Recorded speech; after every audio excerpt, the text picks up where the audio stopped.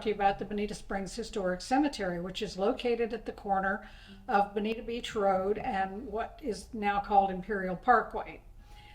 The cemetery is historic in that we believe the first burials took place in the late 1800s, 1890s on property owned by the Walker family. I started to walk around out there and saw all the old graves and noticed that it was quite a historic cemetery, and somebody was placing flags on some of the VA marked veterans graves. So I started going down there and doing the same thing. And I started looking at how many dates indicated that many of these people who didn't have VA markers probably were veterans. So after that, I started researching and getting more information. And then the gentleman who had apparently been originally placing the flags passed away. So I started doing the flags. And then I was in a DAR chapter, the Estero Island chapter of the Daughters of the American Revolution. And they were doing flags up at Fort Myers Cemetery. And I said, well, I've got this little cemetery down in my neighborhood that could really use some volunteers. And so we started placing flags. And then we started having ceremonies for Veterans Day and Memorial Day. And then we got involved with Wreaths Across America. So we started raising money, and we have a ceremony for Wreaths Across America every December. And we place wreaths on all of our military veterans' graves. I keep researching the cemetery. I keep looking into it. I keep learning some of the stories. I try to link as many of the, especially the pioneer families, I try to link all them together with their relatives and their descendants that are there or maybe elsewhere. And it kind of grew like Topsy. The cemetery is owned by the two churches in the area, who were in the area at the time. The Walker family deeded the property to them. And it needs help because they don't have the funds to do anything beyond the mowing.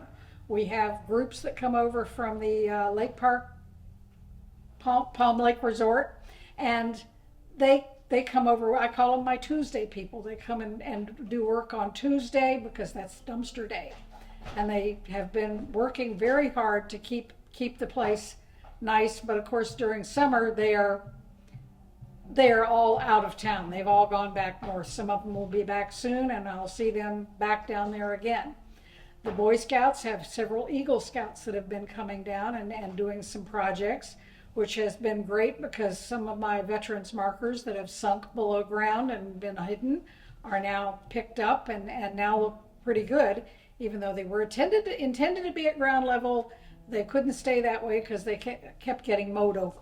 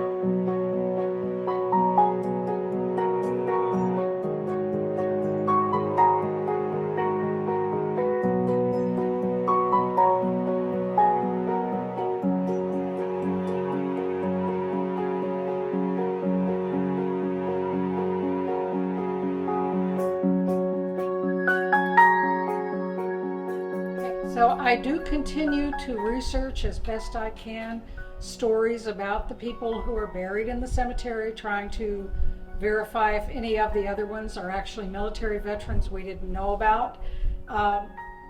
it's an ongoing project. I try whenever possible to contact family members. As I said, I'm trying to connect everybody as the best I can.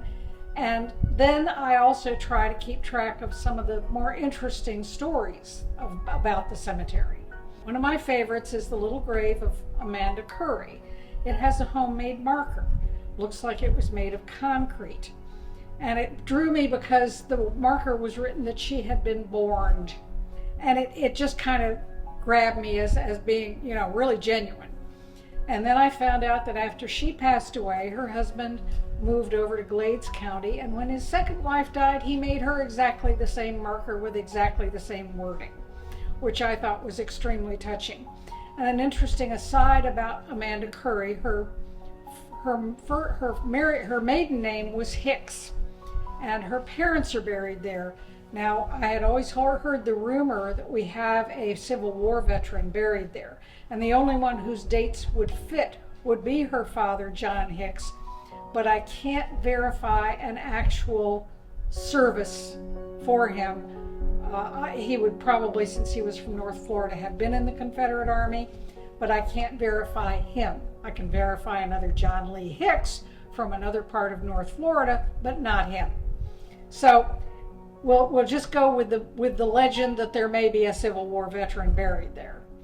Another one of my stories that kind of grabs me is a little lone marker that is in the wrong place in the cemetery for a gentleman who was probably an undocumented immigrant who was hit and killed by a car while riding his bicycle up off Bass Road in Fort Myers. And as an indigent with apparently no family, it fell to the local funeral home to provide burial services for him. But his grave was never marked until several years after his death. This marker shows up that ends up being put in the wrong place. And it's got his name, and it's got a little sentence, and his date of death. And that's all there is, because that's all that was on his death certificate. No one knows anything about the poor gentleman. Several members of a lot of the local families are there. And interestingly, some of the local families are not there. And a lot of them were buried up in Fort Myers, or in the case of the Leitner family, Mrs. Leitner inherited, she was from New York, and she inherited property from her father, and she and Keith Leitner moved to New York and were never here in Bonita after that, except to come visit. The other two other of my interesting stories, I have two Polish Army veterans. One of them was actually with the British Army after Poland got overrun by Hitler, and he fought as a tank commander. He was wounded 4 times. He had several decorations, and after he retired from teaching chemical engineering at the University of Detroit, he moved to Bonita Springs. And there are some newspaper articles about how he and his wife liked to travel, and they were constantly sharing their pictures and their slides with their neighbors in Bonita Shores at the social club there. Someone we think may have known Dr. Kowalczyk was a gentleman named Dombrowski. He was a lieutenant colonel in the Polish Army. I have not been able to find much about him, other than at some point in time he came under the administration of the Veterans Administration. So I was able to find him in their, what they call their master death file. Don't know much about his service other than he was a decorated lieutenant colonel in the Polish Army. I was able to talk or communicate at one point in time with somebody who was a great nephew of the family that adopted Mr. Dombrowski, but he was able to tell me that Mr. Dombrowski's wife had passed away, possibly in Canada, probably not in Europe, and that he had 2 adult children somewhere. And that's all we were able to find out about him. And so every time I come across a story, I try to make some kind of information about it, so that, as they say, the last time your name is spoken is the last time you will be remembered.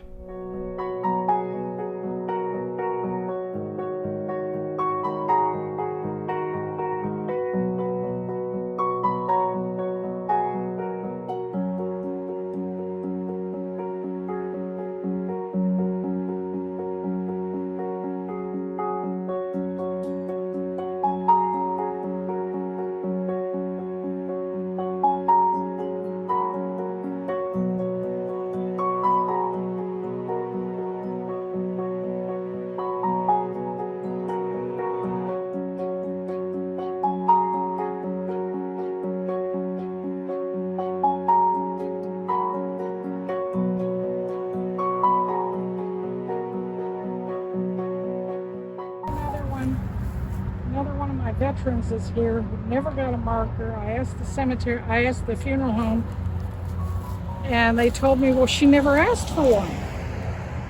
And I've tried to contact her and I can't reach her.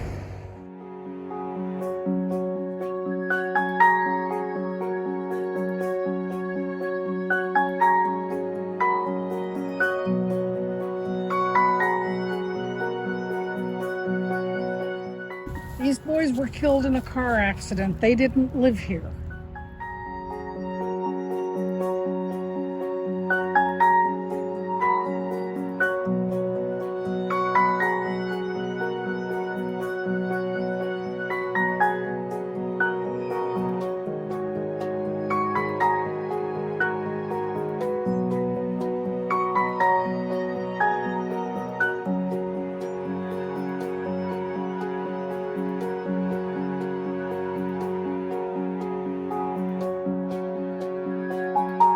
Well, I would like to find out, among other things, what space is still available. That's the big mystery for the church, because there are so many unmarked burials there, or unfortunately, so many of the families depended upon what we call the temporary funeral home marker to be a permanent marker, and it was not. They were often mowed over and lost. So I would like to see maybe a ground penetrating radar survey done that covers the entire cemetery so we can see if we can find what are the unmarked burials. I would like to see the cemetery eventually get a better fencing system and to preserve the character of the cemetery, because it's a lovely quiet place.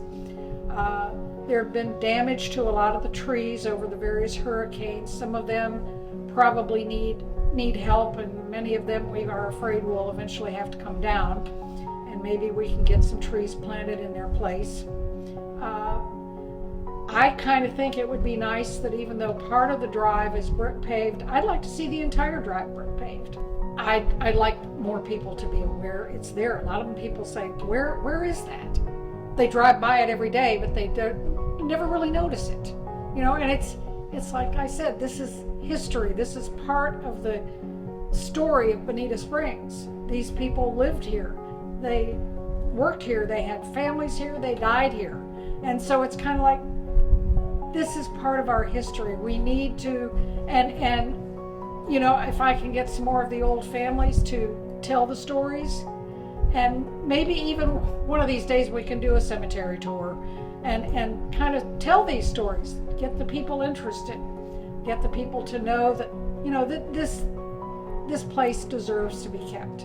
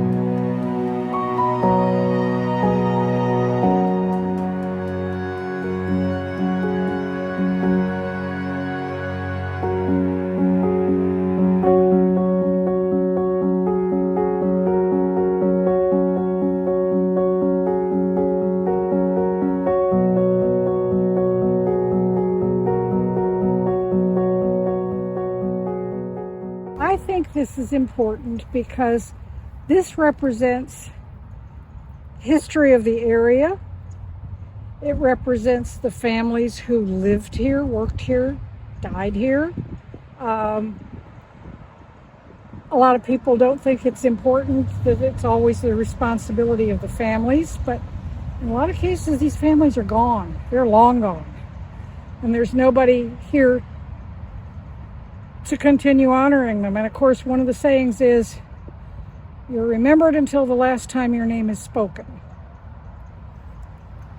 And then you're forgotten. So it's important because, I mean, these people, some of them were not from the area. Some of them were buried here because it was an available space. But the most part, these are people who lived and worked, had children here, or died here, and they're part of the fabric of this community. So that's why I think it's important.